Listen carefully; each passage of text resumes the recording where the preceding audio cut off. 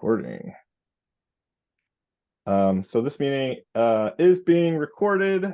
Please introduce yourself in the chat and share what community you're from. I'm gonna open up the chat window here. This meeting is going to be recorded. We got a lot of people joining, and more folks probably will be signing on soon. So we're gonna keep it text-based for now. So please use the chat for questions or comments. And just some simple ground rules: keep your microphone muted. We will mute your mic for you or turn off your video if we need to. And please be respectful of our presenters and other participants. This is a positive, welcoming, inclusive space. So a quick preview of what we're going to cover today. We are going to have, we're lucky to have the wonderful folks from the City of Chicago City Council Pedestrian Traffic Safety Committee, who are going to talk to us about a really exciting package of legislation that got introduced earlier in the summer. You may have heard or read about that. So excited to have them here. We'll hear straight from the folks putting that stuff together.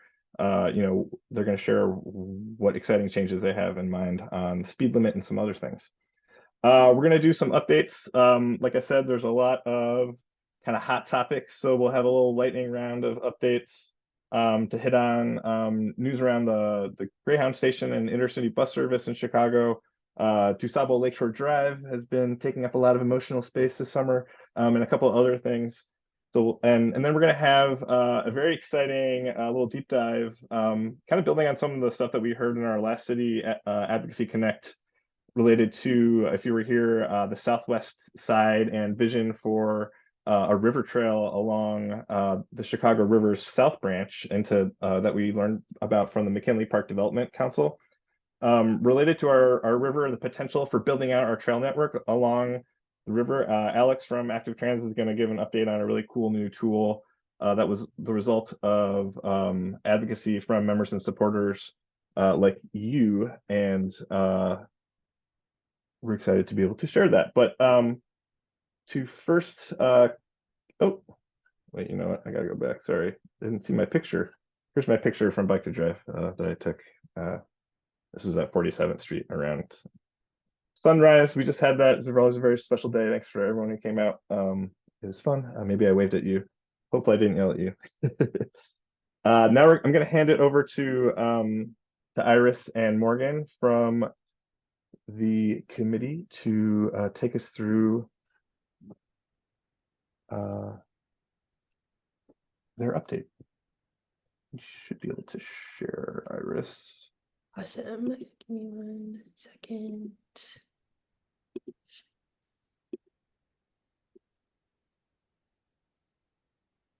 Great. Can everyone see the slides? Yep, awesome. Coming through loud and clear. Cool. So hello, everyone. My name is Iris. I'm Chief of Staff for the Committee on Pedestrian and Traffic Safety, chaired by Alderman Daniel Espada. And earlier this year, like Jim said, in July, we introduced a kind of policy package aimed at reaching the goal of Vision Zero in the city. And I'll pass it to Morgan to kind of give some background on that.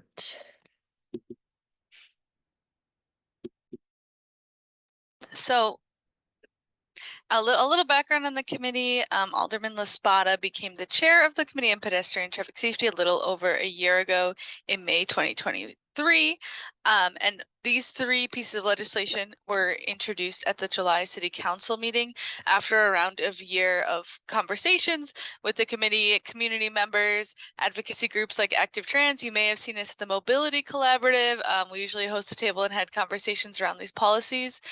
The reason why these three are being introduced together is because we feel that they work well in order to combat traffic safety issues. So the three pieces of legislation that we introduced were a piece of legislation to lower the speed limit, piece of legislation around resident-based reporting, which of course is when folks can take pictures of blockages of bike lanes and bus lanes and send them to the city, and it will result in a ticket.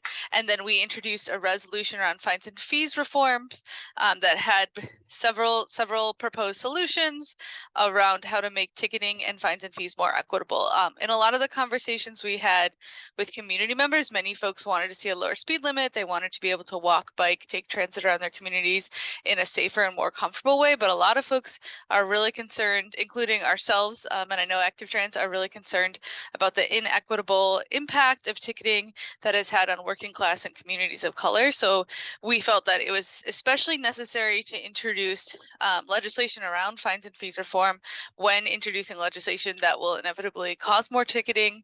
The end goal of all three policies is to build a safer community, of course, and make it easier to bike, walk, and take transit around, but also on a more actionable way, we think these policies will create behavior change. We want to see people driving slower. We want to see people not parking in our bike lanes and our bus lanes. And we think that with the fines and fees reforms alongside these policies, that will create long-term behavior change. A little bit on timeline on this. These were introduced in July. Alderman LaSpada is hoping we did have a hearing on speed limits. I think that was in May. So if you go onto the city website, you can watch a recording of that hearing. But we're hoping to have those two pieces of legislation and that resolution passed out of committee and out of city council by the end of the year.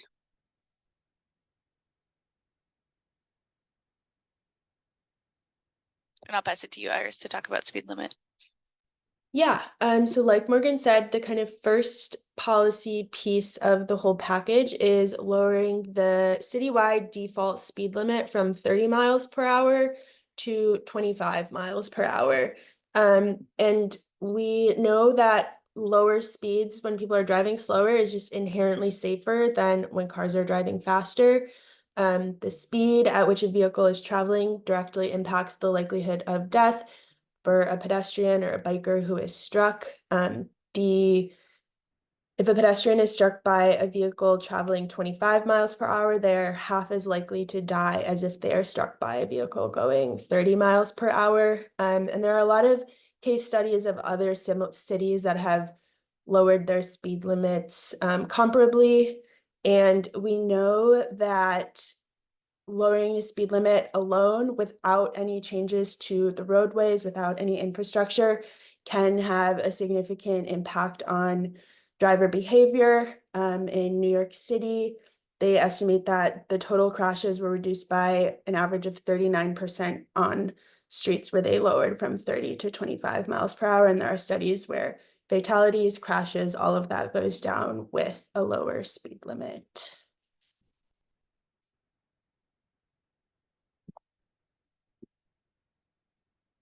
And then Morgan. As I mentioned before, the resident-based reporting system, there have been several iterations of this. So some of you may have heard of what is being done in New York. I think the only working program that is right now is not for blockages of bike lanes or bus lanes, but it's one in New York where residents can report cars and trucks that are idling to the city, and that will result in a ticket.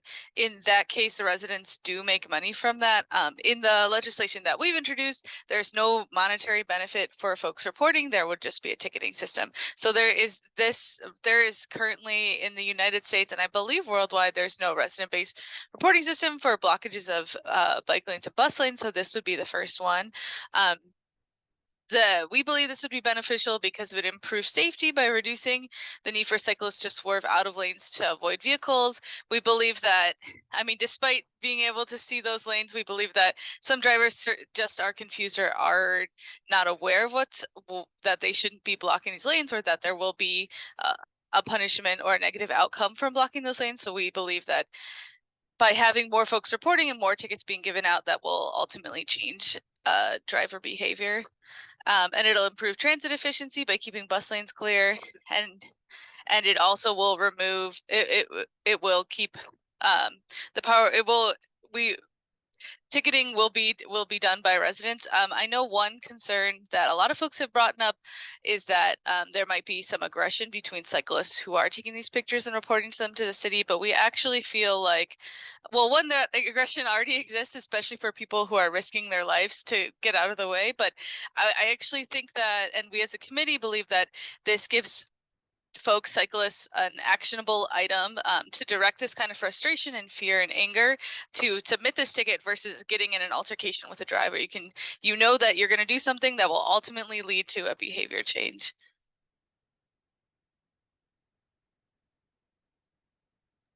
And then the last piece of policy in the package is a resolution that calls for the city to establish an interagency working group to evaluate and implement new fines and fees structures to ensure that when the speed limit is implemented, it is done so equitably.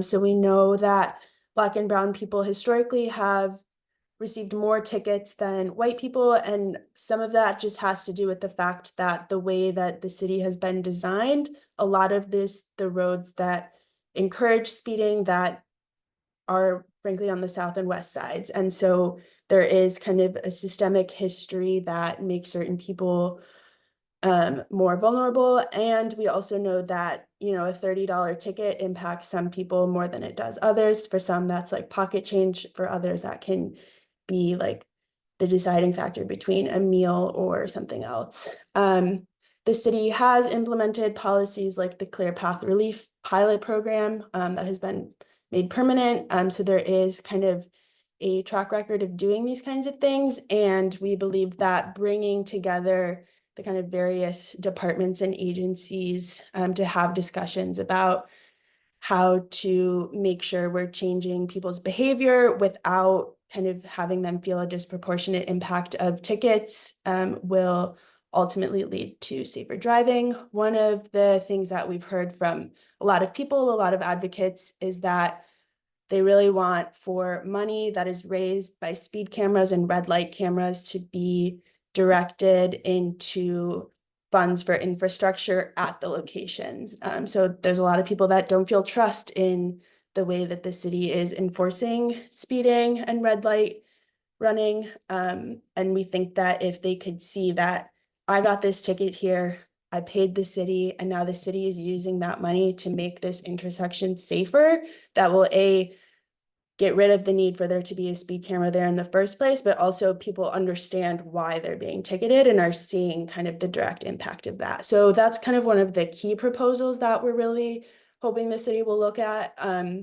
But there are others like income-based ticketing, education enforcement. So instead of paying a ticket, you take an online module, that kind of thing. There's a lot of proposals out there and things that other cities have done. And we think that this can partially really make people understand why they need to be driving safer and why lowering the speed limit will be beneficial. Great, so those are all of the slides and kind of a rundown of the policies. Are there any questions? I think there's two questions in the chat. The first one, Ethan asked, any good opportunities for public comment to get these ordinance out of committee? That's a great question. So long story short, the speed limit ordinance was sent to what's known as the Rules Committee in City Council, which is where other alders send legislation that they don't want to see voted on, and it is sometimes a place they call where legislation goes to die. We have really great news in that there's going to be a rules committee meeting next Monday. Our speed limit legislation will be on the agenda, and we are hoping to vote it out. So that will be sent to the Committee on Pedestrian and Traffic Safety. So from there, resident-based reporting has already been sent to our committee. So both of those will be voted out of committee in the next few months. We don't have an exact date for what meeting they will be heard at, or if they will be heard at the same meeting, just depending on strategy. But we will definitely communicate out a great time for public comment, and also a great time to call your alder, to call other alders, to have your friends call their alders, and we'll be broadcasting that both on through our website and through our committee Twitter. If you don't follow the committee on Twitter, we have a separate one from Alderman LaSpada. It's Committee on Pedestrian and Traffic Safety, but certainly we'll also let our partners like Active Trans know so they can communicate out. And I know you guys have been great partners on communicating out the speed limit so far, so we will be excited to share. The next question, I think, would this resident-based reporting use tool would be similar to the same as that used by Bike Lane Uprising to report bike lane blockages?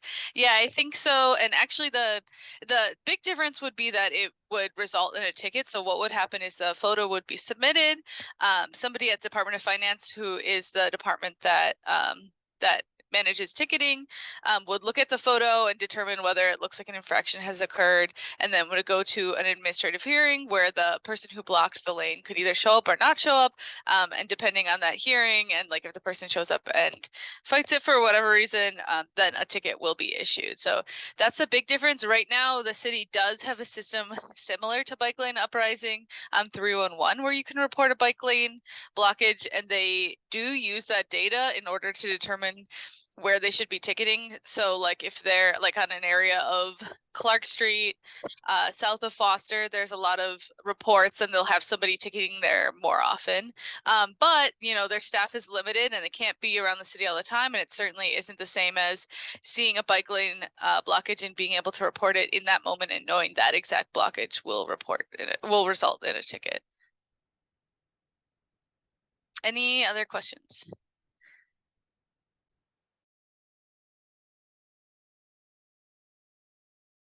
Oh wait, I do see. Yeah, I see one more. Did New York City speed reduction program not make any physical changes? That's a good question, Iris. I don't know if you have a specific answer. I know they certainly have created. Yeah, go ahead, Iris, if you want to. Yeah, no, they definitely have done a ton of infrastructure in New York. I don't know if that is directly tied to the lowering of the speed limit. The point we're more so trying to make is that a lot of people say, well, why are we lowering the speed limit when we know that infrastructure also works? And I think some of that just has to do with the fact that infrastructure is really expensive and takes a really long time to get that, you know, everywhere in the city, and we can do the speed limit for a lot less money in over the course of just a year. And there is evidence that without infrastructure changes, just lowering the speed limit does make the streets safer. So they have done a ton of infrastructure work in New York. Yeah, and there's really some really remarkable. Sorry, Morgan. It's like there's some really like I think getting the word out about like actually lowering the speed limit, you know, by itself does have this independent impact, which is like really powerful. And in particular, I know there's a really good study that came out of Boston, and they found that like the most dangerous speeding, so like going over 40 miles an hour, like on the chart that you showed, where like 90% of the time, if there's a pedestrian crash, that's going to be a fatality. That dropped the most, and like by half or more. So it's like it has this impact, particularly on like the most dangerous behavior, which I think is like really powerful and really interesting without any other change or intervention. But I think also importantly, it's like 25 miles an hour. You can design a street differently than a street that has a 30-mile-an-hour speed limit, and it gives our engineers and planners at CDOT and IDOT like a different kind of set of tools that they could work with to make our streets safer and better. So I think it goes, you know, hand in hand with the infrastructure approach, and like one really, you know, supports the other. So, but it was cool, yeah, reading about how the independent impact that the speed limit change has. Yeah, no, that was the only thing I was gonna say, which goes hand in hand, which is a lot of this gets at the fact that even going the speed limit right now is dangerous to cyclists and pedestrians, even if you are going 30 miles an hour. And I know it seems like a lot of people speed, but there is a good portion of the population that goes the speed limit or goes just slightly above it. So if you're going at 35 versus bringing it down to 35 miles per hour higher. And the last thing I'll say is even just passing this legislation sets a standard for the city of Chicago and sends a message that we are a city that cares about this, and this is one of our priorities.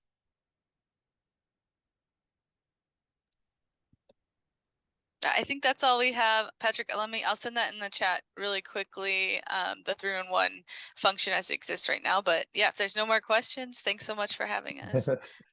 Thank you to Iris and Morgan. I think it's really great that the staff from our legislative committee are here talking to advocates directly about stuff they're working on. It's exactly the kind of space that we want to create, and so appreciate your taking the time and all the hard work that you're doing. I guess let us know if we need to do anything to help on Monday at the Rules Committee. Otherwise, I'm sure we'll be hearing from you again soon. I'm going to start sharing my screen again and do a quick lightning round of advocacy updates. So there has been no shortage of things happening on the walking, biking, transit advocacy front since last we had this meeting in July. One thing that folks probably have been reading about in the news or you know on social media is the kind of pending crisis around the Greyhound station and Chicago's role as a hub of intercity bus service. So just a quick bit of background, and you can find out a lot more information online. Our friends at Better Street Chicago in particular have been really actively involved in advocating around this, as has the Chaddick Institute at DePaul University. So if you're looking for more information, those are two great places to start. But essentially, the owner of the building where the current Greyhound terminal is at on Harrison and Des Plaines, I believe, is not renewing the lease of the bus operator, a company called Flix, which owns Greyhound. And essentially, there was no plan put in place to relocate this intercity bus service, and so we're kind of left scrambling right now, looking at this facility shutting down imminently without a place for it to go. And we know that intercity bus service, in particular, from a transportation equity perspective, you know, plays an outside role in helping low and moderate income people travel across the country. And you know, I think something that's also particularly salient in this moment in time is that we know it's an important, you know, Illinois and Chicago have become harbors for people seeking reproductive health care, and the bus terminal is a critical access point for people to be able to access that kind of important healthcare opportunity. And so there are all these kind of knock-on effects, right, of not having this intercity bus terminal that might not always be super visible to folks who aren't frequent users of these services. And so there was a hearing that was scheduled for next week that unfortunately has now been canceled, but that was just an opportunity to kind of shine a light on this and you know, get some action going. There is a lot of advocacy happening. Like I said, our friends at Better Street Chicago have really been kind of leading the charge on this. But there needs to be, you know, both a temporary and a long-term solution to make sure that we maintain this kind of critical part of our transportation system. And so stay tuned for more opportunities to get involved and to help out. On to the next thing. Hopefully folks saw, you know, over the summer, there was a lot of activity and news around DuSable Lakeshore Drive.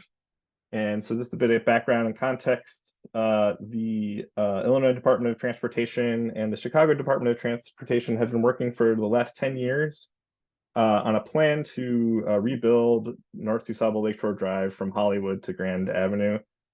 So this has been a really long process that has involved a great deal of different milestones and outreach.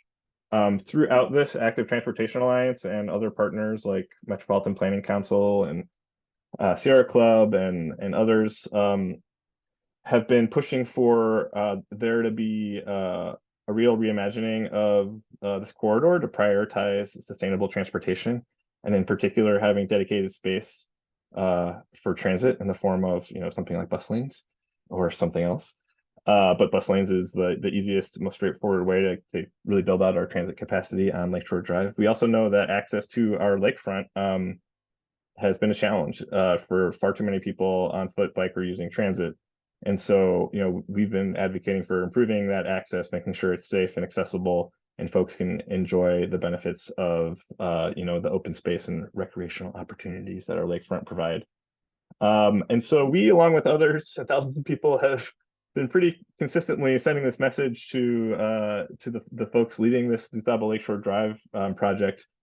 Despite these efforts, they this summer presented what they think is their kind of final idea of what they want to do with this corridor, which is essentially rebuilding the highway next to the water supply. So it's a very limited vision, a lot of kind of upgrades around the corners and edges that were presented. You could read more about this on our website, about the details of exactly why this is a bad idea.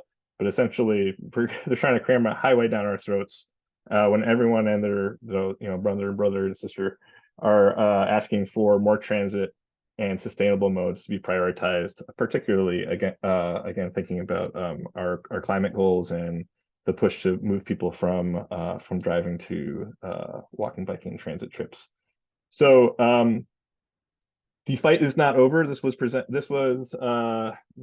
a preferred alternative was presented. You can see here there's a photo of the rally that our friends at Better Streets Chicago and Chicago Bike Grid Now really took the lead in organizing. We were happy to be there, also participating and supporting. There's my colleague Robert speaking at the rally. There were a couple hundred people there. We had a bunch of aldermen actually speak in support. Alderman Haddon, Alderman Mana Hoppenworth, Alderman Laspada, Alderman Vasquez, Alder Clay was also there, and someone from Alderman Matt Martin's office was also present. We also heard from a couple of state senators, Senator Robert Peters and Senator Mike Simmons. So really sending a really kind of clear message that people expect something different to happen. And we have heard that message was received by the mayor and his team at the highest levels. So it was really, I think, inspiring and important moment of mobilizing and advocacy. And we are not done yet. So at this point, the public comment period for this kind of phase of the public process just ended on September 9th. So we're basically waiting to see what the project team is going to do with all this feedback. We have heard through some great reporting from WTTW that the feedback so far is about 2/3, against the proposed design. So again, a pretty clear signal being sent to the project team that they need to go back to the drawing board. We're continuing to talk to people at CDOT and the mayor's office, our champions in city council and other allies, and at the federal level as well. So stay tuned for more updates, but we're far from done with that. And I think we're in a really very strong position to see some change and hopefully have a brighter future for our lakefront. So thank you to everyone who came out to the rally, who took action, who provided public comment. It really made a huge difference. And I think it was just a really, really great kind of triumphant, powerful moment for our movement. Something else that's going to be coming up that I want to kind of flag for folks over the next few months is we are working with our partners in the Transportation Equity Network. So the Transportation Equity Network is a coalition of a few dozen civic and community-based organizations, largely focused on the South and West Side, that are working to put racial equity at the center of every transportation decision made in the region. And one area that coalition is really focused on is on expanding our network of bus priority streets and improving bus service, because we know that's the backbone of our transit network that working people rely on. And so folks may have seen earlier this year, the CTA, in partnership with the Chicago Department of Transportation, put out their Better Streets for Buses plan, which is basically a vision of a network of bus priority streets, places where we can put bus lanes and improve signals and bus stops to really speed up the bus, make it faster, more reliable, and a better, more dignified experience for riders. And so we expect we're going to be hosting, along with almost a dozen community-based partners, a series of community listening and learning sessions along 5 different corridors where we know there is going to be another round of planning and design for bus improvements. So really working with neighborhood residents to prepare them and equip them with the knowledge and skills to be able to advocate for bus priority streets. That's going to be really exciting, and there's going to be a bunch of different on the ground events and ways to get involved. So stay tuned for more about that. There are a couple of upcoming events too that I wanted to put on people's radar before I pass it off to my colleague Alex. And actually, I'm going to call on Ethan, who just flagged this during the meeting. This Dickens Greenway kerfuffle. Ethan, do you want to talk and share a little bit about what's going on there? Yeah, happy to. Can you hear me? Yep. Yeah. So for those of you who might not know, the Dickens Greenway is pretty standard Chicago, quiet side street route, but it's a great alternative to some door zone bike lanes on Armitage. It runs from Stockton and Lincoln Park over to Clybourne through Oz Park. It's a really nice greenway, and an inclusion in the design was a traffic diverter. I think one of the first traffic diverters that Chicago's ever had at the intersection of Dickens and Stockton, right in Lincoln Park. The Greenway itself took maybe 3 years for them to actually build once it was been approved, because the neighborhood opposition has been nearly unheard of. The amount of people who have tried to block this project and are very upset about it. So we found out this morning from another wonderful fellow advocate and policy wonk, Michael McLean, that the 43rd Ward office, Alderman Timmy Knudsen, is proposing under either threat of lawsuit or an actual lawsuit being filed, is going to remove the traffic diverter, and as a quote unquote compromise, put some kind of protected contraflow lane thing between Clark and Stockton on Dickens, but is going to basically reopen the street to traffic. Now, Bike Grid Now's position is that this is absolutely unacceptable, mainly because it sets a precedent that if there's a safety measure in your neighborhood that you don't like and you threaten to sue, you can get it removed. It also concerns traffic diverters, which is something that we really want and we believe is a strong foundation of getting things like a bike grid or just any kind of network of safe, slow streets requires traffic diverters. And if the threat of a lawsuit is going to remove one of the only visible traffic diverters that we actually have, it really throws a wrench in future work to get other traffic diverters around the city. So to that effort, on Monday, there's going to be a bike jam, sort of like a slow roll ride that will culminate in a press event at Dickens and Stockton, where the traffic diverter is, to try to put some public pressure on the city and on the aldermen, and also on the neighbors who think they can sue their way out of having safe streets for people. So I would recommend everyone go to Chicago Bike Grid Now's social media, and they will be posting. I'm not coordinating the event, but they will be posting updates about where the ride is, and then where and when, or when the rally will be happening at the traffic diverter itself. So please go, if you're not already, follow Bike Grid Now on social, and stay tuned for updates, and then try to come out on Monday to support this initiative. For all those reasons, I think this is a super relatively small, but I think very important piece in building future networks of safe streets for the city. We cannot go back. Yeah, we're not going back. Thank you, Ethan. Yeah, and for folks who have been dialed into this work, this has been as Ethan explained, a long time, but a lot of blood, sweat, and tears spilled over this. It reminds me of the OG protected bike lane in Chicago on Kinsey, was under threat of being removed about 6 or 7 years ago by Alderman Brendan Riley, because some neighbors likewise were chattering at him, and we had to do a similar thing, run a whole campaign, passing around petitions, getting people to sign, and we're able to provide enough support to give CDOT the backing they needed to say, no, sorry, we're not going to dig up the project that we already built. So It's harder to take things out once they're in there, but we still need to make sure that they're hearing from us. So I'm glad to hear that folks are on top of this. And Yeah, definitely. And the last quick thing I'll say is that this project was funded using divvy funds, because there's a section in the divvy contract that says that, you know, excess funds from divvy fares, which we know are inequitably expensive at the moment, should go towards improving Chicago cycling infrastructure. So this is not a ward issue. This is city funds that were used to build safe infrastructure, and then it would be more city funds to remove that safe infrastructure that's already been paid for. So just a really egregious ask, and appreciate the time to share that this is happening on Monday. that's great. Yeah. So stay tuned for more. Just another one that will never go away. Something else to be watching out for. Oh, I realized that I forgot to add one thing is the Chicago Mobility Collaborative meeting is next Thursday, the 19th. So this is the quarterly meeting that CDOT has been hosting, kind of replacing their previous advisory council format. This one is now kind of a roving meeting and conversation.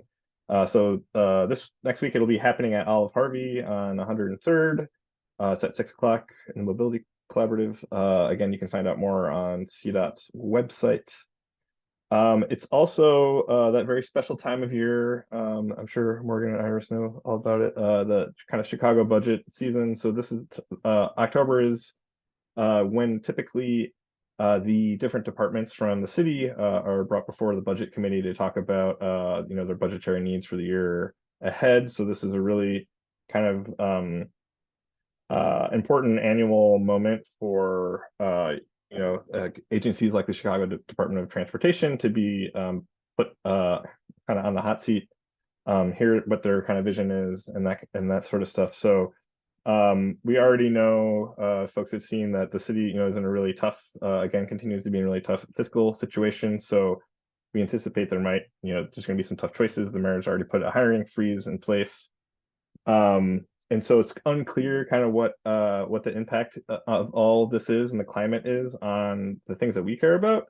However, we do know that over the last couple of years, the Chicago Department of Transportation has broken its own record for the number of miles of bike lanes that it's built and concrete curb protection it's installed, due almost entirely because of the availability of local dollars from the city's capital improvement plan. And so this is kind of separate from the annual budget process, but this funding needs to get renewed by a city council vote. And so it's all kind of, part and parcel with the overall kind of city financial picture. So that is one kind of area of funding that we want to make sure to really fight for, because lowering the speed limit like we're talking about and getting that engineering in place that's really going to make our streets safer for everyone. Having that local funding in place is what will make us be able to do that at scale quickly, rather than having to wait, maybe decades if we're forced to rely on state and federal dollars alone. And so that's something that we're going to be communicating about and looking for opportunities to lift up during this budget season. And so stay tuned for more on that. I believe the CDOT hearing is the third week, but I forget the date off the top of my head. Also coming up at the end of this month, beginning of October, is the second annual Week Without Driving Challenge that's hosted by America Walks. We're excited to try and partner a little bit more actively on this this year, along with some of our partners from the Safe Streets for All coalition. So stay tuned. You can Google Week Without Driving, check out America Walks website, but we're going to be doing a lot of social media and storytelling around getting around without a car during that week, tied to our work around the speed limit and funding for Complete Streets. And then finally, National Walk and Bike to School Day is that just a couple days after Week Without Driving, October 9th. This is a really big issue for anyone who has little ones that are walking to or from school. It's a really great opportunity to shine a light on some of those issues. And I know for CPS parents like me, it's been particularly harrowing this year. So folks are kind of fired up around this. We're hoping to help mobilize and activate people during these 2 weeks and during these events to help connect them to our campaign to lower the speed limit and provide that support. So stay tuned for more. I am now going to hand it over to Alex to give us a bit of a deep dive. Our other kind of featured presentations. So Cool. stop I sharing. will share a link to the tool and I'll share my screen as well for people to follow along. Can everybody see my screen? Cool. So this is if you click on the link that I shared on the chat, this is going to lead you to this website. And this is a Chicago River Edge access study tool that the Chicago Department of Transportation is kind of finalizing or is going to put out, but it is active now. So in the fall of 2023 is when the Chicago Department of Transportation kind of first started the initiation of the Chicago River Edge Access Study with the River Ecology Governance Task Force, who is a kind of a group of nonprofits, developers, kind of people who are working along the Chicago River and the other rivers as well, the Calumet River, the Des Plaines River, to kind of see what are kind of the existing trails, considering past and proposed plans, and kind of creating an inventory of the existing conditions. And then kind of tying back to that is Active Trans also put out the Chicago River Trail Plan a while back. And that was kind of the beginning of the Chicago River Edge Access Study, where Active Trans was also trying to create an inventory for existing conditions along the river trail to kind of create a continuous river trail on Chicago. So it's kind of identifying where are the gaps, where they exist, and kind of what are the challenges to create the parcels along the trail to make it continuous. So if you kind of giving you a quick run through it. As I mentioned, it goes through the Chicago River from the North Branch and South Branch, as you can see here. It has 6 different reaches, so it also includes the Des Plaines River Trail and the Lake Calumet, Little Calumet area, and then the sanitation in the South Branch that Jim was mentioning, with McKinley Park trying to activate the river trail there. So just kind of, it is a lot of text and it goes a lot of into the weeds when you go into the inventory itself. So just kind of given a brief explanation that there is an instruction site. So for people who want to kind of explore the tool a little bit more and see kind of what are the results that you're getting out of it. As you can see, you can kind of filter it just by parcel. If you have the number of the actual address, you can filter it by that specifically, and then it kind of gives you it spits out kind of a list of things. So if you can kind of see that little summary here, it tells you like the parcel count, the length of the parcel, what ward it's in, and then kind of gives you some other information as well too.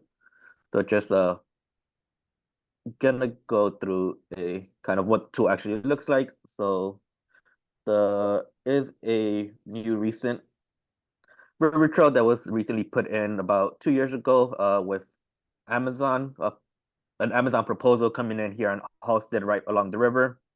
And Amazon ended up bailing on the actual site, but with the river edge guidelines as well that were introduced, it pretty much proposes that any new construction along the river has to develop a river edge multi-use path. So if anybody who has actually been around here, there is a multi-use path right here that was built out of the new development that was supposed to be Amazon warehouse. So it is kind of the first one that was built out of the plan guidelines, and then it's a good tool to kind of see the results of it. And then kind of if you're trying to build a continuous trail, specifically on this site, you can kind of look at the parcels around it by clicking on it, and they'll tell you a little bit more details. So like just to the east of the existing trail, you can see that one of the things that it says is the trail status is there is no trail, but there is a planned trail happening. So for people who are kind of want to know more about where are updates on specific parcels, or kind of what are the conditions of a specific parcel, you can kind of use this tool to learn more about what it takes to build out the particular parcel. And then and you can also do an actual analysis of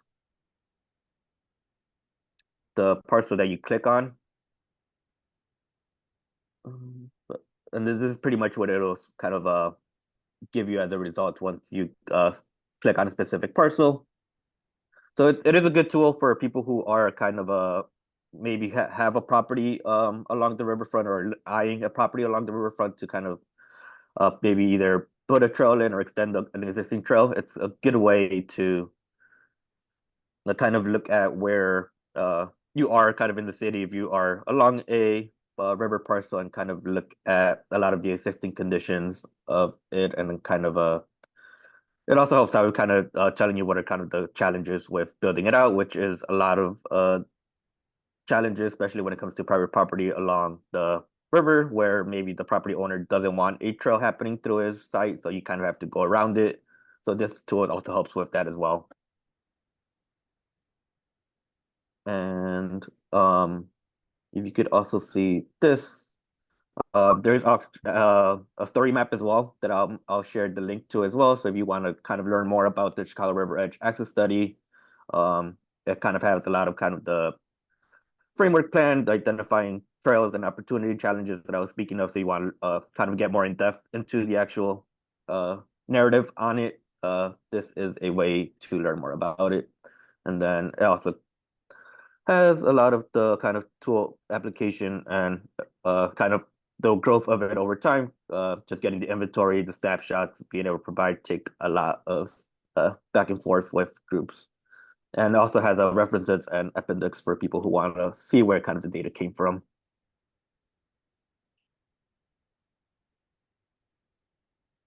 If there's any questions, happy to take questions.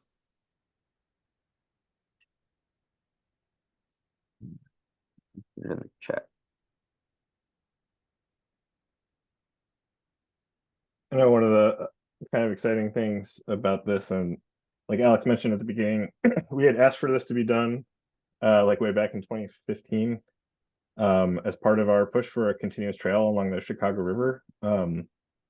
And finally, 9 years later, the city has accomplished that task. But I think they definitely kind of exceeded our expectations in terms of putting together this really useful tool. And this is the dream of the continuous trail is one that's really complicated, just given all the different land use and ownership and jurisdiction issues. And so we know it's going to be kind of a long-term, like persistent watchdog sort of effort to make sure that we get there. So we're pretty gratified to see this important milestone, because it'll help the city, identify where are the places that they could be putting public investment to help improve the walking and biking network along the river. So it's pretty neat to go check out. All right, I am going to take over again, Sure. Alex, as we Go for it. wrap up here.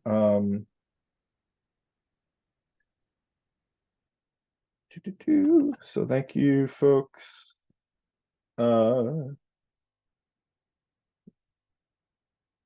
For joining. I just got a question about when how to get more involved with active trans, and we have a number of ways to do so. And so the best way, the easiest way is to go to our website, activetrans.org, and you can sign on to our e-newsletter there. You can also just reach out to Alex and I and share a little bit more about what you're specifically interested in, and we can connect you to those opportunities. But in addition to these advocacy connect things, which we do every other month, so the next one will be same time, the third, I believe is this the third or the second? Yeah, it's the second Friday, right? Second Friday at noon in November. We'll be having this, and you'll see the event information on our website, and we'll post it on our social media. So follow us Twitter, Facebook, Instagram, get on that email list. If you're interested in getting more involved, reach out to Alex or I. Our information is up on the screen. We have our street team advocate group, which is kind of our leadership group for folks who want to get more involved. And those folks have, for example, recently they helped us design and execute our advocacy activation at Bike to Drive. So if you're at like the drive and spun the wheel and saw some of those cool posters and information boards that we had, that was all put together by our street team advocates. And those are folks that we have, volunteering and getting more kind of hands-on involved in some of our campaigns. So feel free to reach out to me, Jim at activetrans.org, if you want to hear more about that. We'll be doing like another kind of like 101 round of trainings in the new year. But there's also going to be some more kind of topical stuff around our specific campaigns. So stay tuned. We will have our Suburban Advocacy Connect next month. And then we're back in November. Also, early warning, I believe December 3rd is our Active Transportation Alliance member meeting is tentatively scheduled. So save the date. That's a great in-person time to connect with Active Trans staff and our board and wonderful members and supporters. So come out and join us there as well. All right, thank you everyone for December 3rd. Tentative. Don't quote me on that. I don't think it's been publicized anywhere yet, but save the date. Pencil it in. We'll definitely let folks know as soon as that gets scheduled. That's always a fun day. All right, folks, thank you all for joining us. And stay tuned for more. A lot going on. No shortage of ways to get involved, and appreciate you spending your lunch hour with us. And special thanks to Iris and Morgan from taking time out of their busy day to update us on all the exciting work that they're doing on the committee. So thanks everyone, and we will talk to you later. Thank you all.